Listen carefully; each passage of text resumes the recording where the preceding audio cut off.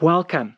Screening assessments are compulsory precursors to any basic assessment or scoping and environmental impact assessment that needs to be completed by the environmental assessment practitioner as early as the tender stage.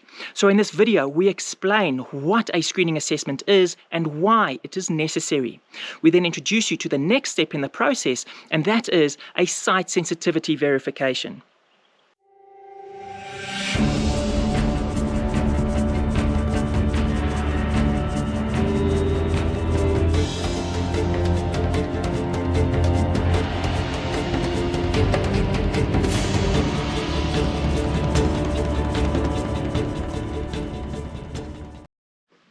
Welcome.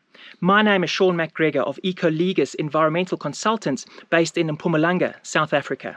And we're on a mission to empower all South Africans to protect their environment through the correct interpretation and application of our environmental legislation. So if you want to learn how our environmental law applies to you to avoid unnecessary and costly mistakes, if you want to increase your knowledge and skills to reduce your reliance on external consultants, if you are in need of mentorship or you want to earn CPD points for your professional registration, then you'll want to subscribe to this channel. Don't forget to click on the bell notification icon so that you can be notified the moment we upload a new video.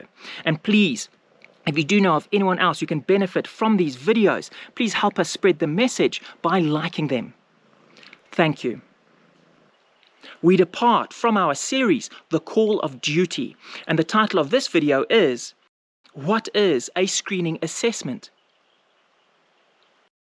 I will include a link to the relevant notices and regulations in the description below. Join me. Now, there is a screening assessment as contemplated in Regulation 16(1)(b)(5) of the amended EIA regulations of 2014, and then there is a site sensitivity verification. I'm going to start off by introducing you to the screening assessment.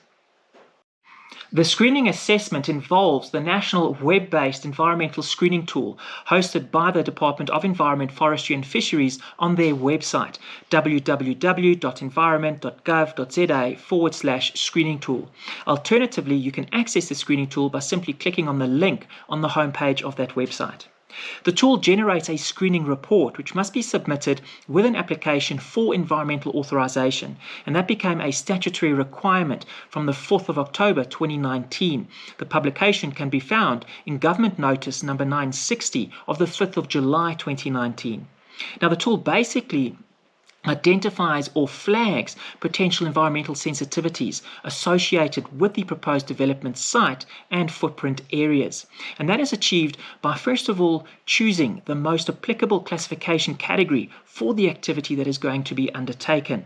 Secondly, delineating the proposed development site and footprint areas on a map. And finally, choosing the applicable, if not all, environmental themes that could be affected by the proposed development site and footprint areas. Now, the tool doesn't only identify or flag potential environmental sensitivity ratings such as low, medium, high, and very high, but it also lists the required specialist assessments, and that is based on the classification category that you selected. If you recall, the classification category is the one that is most appropriate to the activity that will be undertaken. In other words, the specialist assessments are not based on the sensitivity classes of the environmental themes. The screening report does, however, note that the identified or flagged environmental sensitivities associated with the proposed development site and footprint areas are indicative only and must be verified by a suitably qualified person before the specialist assessments identified in the same report can be confirmed. In fact, it states further that it is the environmental assessment practitioner's responsibility to confirm the list of specialist assessments and then motivate in the assessment report the reason for not including any of the specialist assessments, including photographic evidence of the situation on site. In summary, the screening tool identifies or flags potential environmental sensitivity ratings associated with those environmental themes that will be affected by the development site and footprint areas. It also identifies a list of specialist assessments that need to be undertaken. However, that list must be verified on site and then motivated. And that leads me to the next phase in this process, that is a site sensitivity verification. But before I dive deep into that, I just want to highlight two other very important outcomes of the screening tool. The environmental themes are made up of many different layers of data, and some of those data layers actually include identified geographical areas, such as protected areas or critical biodiversity areas. And so the tool can be used by a person to help identify whether a listed activity in listing notice 3, that is identified geographical areas, will be triggered. Now, the tool can also help a person mitigate impacts on sensitive environmental themes by manipulating the placement of the development footprint within the development site relative to those sensitive areas. The site inspection forms part of the site sensitivity verification, and the procedure is published in Government Notice number 320 of the 2nd of March 2020. It came into effect 50 days after the date of publication, and the objective is basically the same as that stated in the screening report. That is to verify the flagged potential environmental sensitivities associated with those environmental themes that are affected by the proposed development site and footprint areas. That is before confirming or commencing with a specialist assessment. The site sensitivity verification must be undertaken by either an environmental assessment practitioner, that's an EAP, or a specialist. And it's very simple. It basically involves 3 steps, including a desktop analysis using satellite imagery, a preliminary site inspection, and any other relevant and available information. The findings must be recorded in a report that confirms or disputes the current use of land and the environmental sensitivity that was flagged by the screening tool, and contains a motivation and evidence such as photographs for the verified or different use of land and environmental sensitivity. Now, the site sensitivity verification report must be included with the assessment report that is prepared in accordance with the requirements of the EIA regulations. So that would either be a basic assessment report or a scoping and environmental impact assessment report.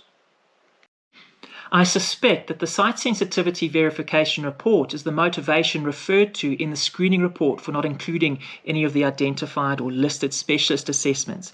However, there's a catch. If you read through the wording of the site sensitivity verification procedure that precedes a specialist assessment, you'll notice there is no opportunity to confirm the specialist assessment itself. You have to confirm the environmental sensitivity rating or class. And even if the rating or class is low, a person still needs to undertake a compliance statement, which involves a survey of the site. So there's no opportunity to exclude an identified or listed specialist assessment. Look, I'm just thinking out aloud here. This is my opinion. I'm just trying to understand the discrepancy between the screening report and the wording of the site sensitivity verification. Okay, so once again, just to reiterate and summarize at the same time, a screening assessment generates a screening report that identifies the environmental sensitivities and specialist assessments. That report must be submitted with an application for environmental authorization. On the other hand, a site sensitivity verification is the next step. It generates what could be called a site sensitivity verification report, and that confirms the level of environmental sensitivity. It doesn't confirm or motivate the exclusion of the specialist assessment itself. Now, the level of confirmed environmental sensitivity will then influence the nature of the assessment that needs to be undertaken, and that will either be a specialist assessment or a compliance statement. Traditionally, including today, specialist assessments have to be undertaken in accordance with Appendix 6 of the amended EIA Regulations 2014.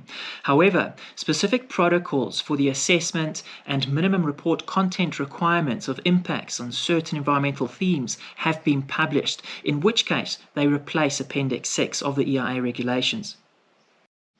To date, protocols replacing Appendix 6 have been published for the following environmental themes. I'll list them now, and they came into effect either on the date of publication or 50 days after the publication. So the first protocol is for agriculture, and there are actually 2 protocols for agriculture. The one is for environmental impacts on agricultural resources, and the other is for environmental impact on agricultural resources by onshore wind energy generation facilities. Then there is one for avifauna and 2 for biodiversity, one for aquatic biodiversity and the other for terrestrial biodiversity. The remaining protocols are for noise, defense, civil aviation, terrestrial animal species, and terrestrial plant species. And that's it. I really hope this has been helpful, and thank you so much for taking the time to watch it. If you have joined the MP and Corsi tiers of our membership program, then you will receive an additional video. We show you how to use the national web-based environmental screening tool, and I talk you through a protocol prescribing the specialist assessment and minimum report content requirements for environmental impacts on terrestrial animal species. If you haven't joined our membership program yet, then check it out on Patreon.